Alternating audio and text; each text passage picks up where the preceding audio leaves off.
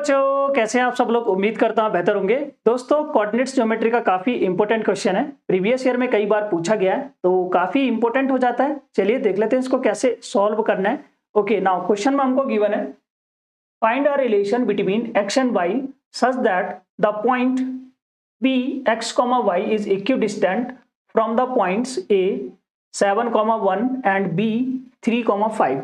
तो ये जो P पॉइंट है आपका, ये A और B से आपका क्या है, इक्विडिस्टेंस है। तो बेसिकली इसमें हमने एक रिलेशन एस्टेब्लिश करना है X और Y के बीच में। तो एनसीईआरटी का क्वेश्चन है, कई बार प्रीवियस एग्जाम में बना है, इसलिए मैंने इसको कवर किया हुआ है। तो कोऑर्डिनेट ज्योमेट्री से रिलेटेड पूरी एक प्लेलिस्ट मैंने अपडेट कर रखी है चैनल पे। तो हर एक इंपॉर्टेंट क्वेश्चन जो PYQ से रिलेटेड है वो मैंने इस प्लेलिस्ट में अपडेट किया हुआ है। आप जाकर हर एक क्वेश्चन को 1 बाय 1 वहां पे चेकआउट कर सकते हैं।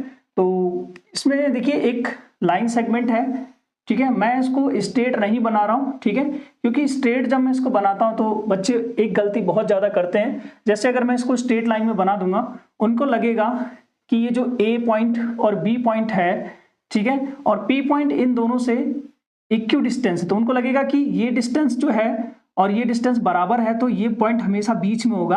जबकि ऐसी बात नहीं है। हाँ, ये डिस्टेंस इस डिस्टेंस के इक्वल तो होगा, लेकिन इसका मतलब ये कतई नहीं है कि P पॉइंट आपका बीच में होगा। क्योंकि मान लो कि आपका A पॉइंट कुछ यहाँ पे है, ठीक है। कई बार आपको स्कूल में ऐसा स्ट्रेट लाइन से भी बताया जाता है, मैंने भी कई बार स्ट्रेट लाइन से बताया है, लेकिन ये हमेशा आपका सही नहीं होगा स्ट्रेट लाइन के केस में। क्योंकि ज्यादातर बच्चे इसको मान लेते हैं कि ये मिड पॉइंट होगा, जबकि ये मिड पॉइंट नहीं होगा। इक्वी डिस्टेंस का मतलब ये कतई नहीं होगा कि ये मिड पॉइंट है। हाँ, ये डिस्टेंस इस डिस्टेंस के इक्वल जरूर हो सकती है, लेकिन अगर आप इस केस में देखेंगे, इस केस में आपको लग रहा होगा कि ये मिड पॉइंट होगा, ठीक है। लेकिन अगर यहाँ पर आप देखें तो अभी जो ये P पॉइंट है x, y, क्या ये P पॉइंट A और B के बीच में है? यहाँ पर तो नहीं है मिड पॉइंट पे, लेकिन फिर भी ये डिस्टेंस जो हमारी है AP और BP ये इक्वल है, ठीक है, इक्वी डिस्टेंस के केस में।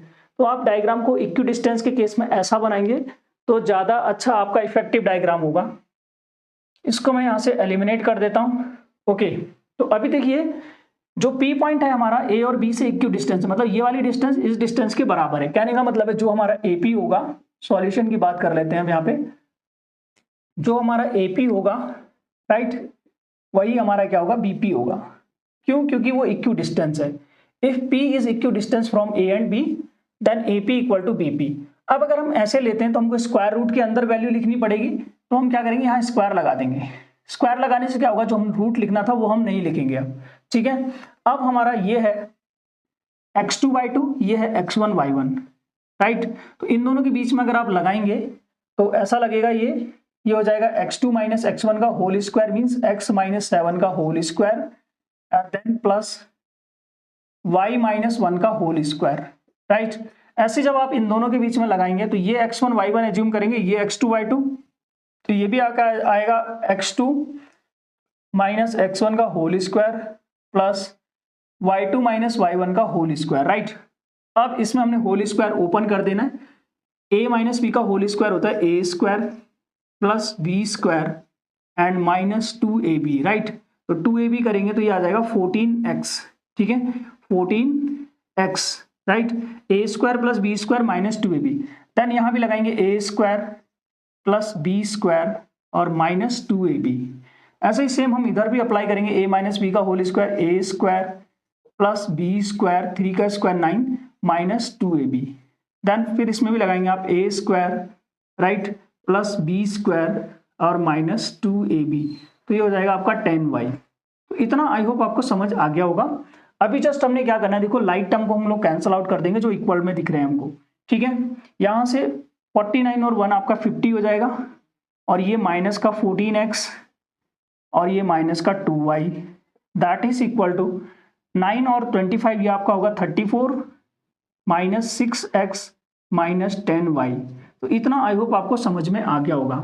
उसके बाद क्या करना है दोस्त, यहाँ पे मैं थोड़ा सा इसमें झाड़ू मार देता हूँ ऊपर।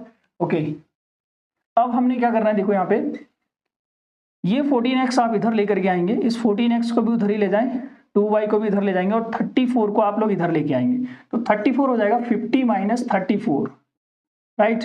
और जब इस 14x को इधर लाएंगे आ जाएगा 14x, फिर देन माइनस 6x और यहाँ पर था माइनस 10y, राइट। और प्लस ये माइनस का 2y था, इधर आके प्लस का 2y। तो ये आपका इतना आ गया। इसको भी यहाँ से मैं थोड़ा सा और इसको झाड़ू मार देता हूँ। ओके, अभी देखिए इसमें सब्ट्रैक्ट करेंगे, आपको मिलेगा 16, right. That is equal to, यहाँ से मिल रहा है आपको 8x और यहाँ से मिल रहा है 8y माइनस का। अब 8 से हमारा पूरा क्या हो रहा है, एक रिड्यूस हो रहा है, तो ये बचेगा 2 और यहाँ पर आ जाएगा x माइनस वाई। तो ये एक रिलेशन निकल गया x और y में, ठीक है, x minus Y equal to 2, right. तो आई होप आपका क्वेश्चन समझ में आ गया होगा। तो अगर आपको मेरी वीडियो पसंद आए तो प्लीज वीडियो को लाइक और चैनल को सब्सक्राइब तो बनता ही है।